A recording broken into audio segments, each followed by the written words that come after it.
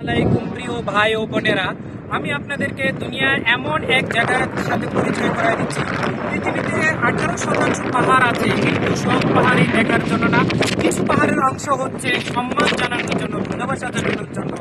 আমি আজকে আপনাদের কাছে শেয়ার করব, পৃথিবীতে আপনারা মানুষের কবরস্থান দেখছেন, পশু পাখির দাফন করার কবরস্থান দেখছেন, কিন্তু কোনোদিন কি শুনেছেন যে প্রাণকেও দাফন করা হয় সম্মানের সহিত, ইজ্জতের সহিত?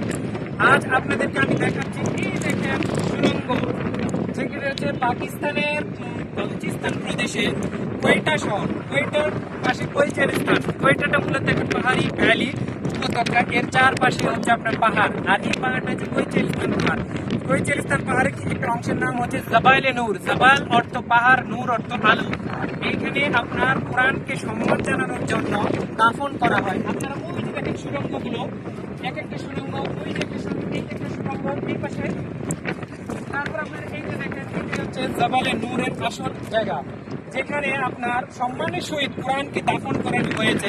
আপনারা আমার ওই ভিডিওতে দেখতে পাবেন যে সেখানে বিস্তারিত ভিতরে কিভাবে আছে সেই বর্ণনা দেওয়া আছে।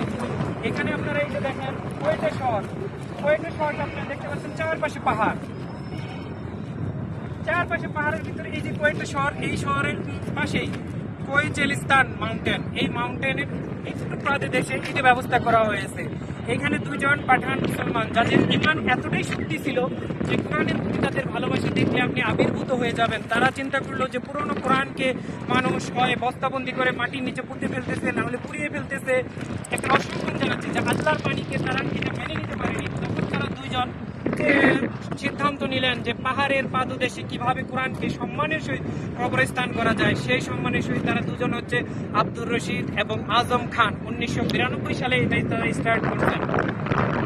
আর এখানে 2.2 কোটি কোরআনের পেজ সংরক্ষণ করা আছে।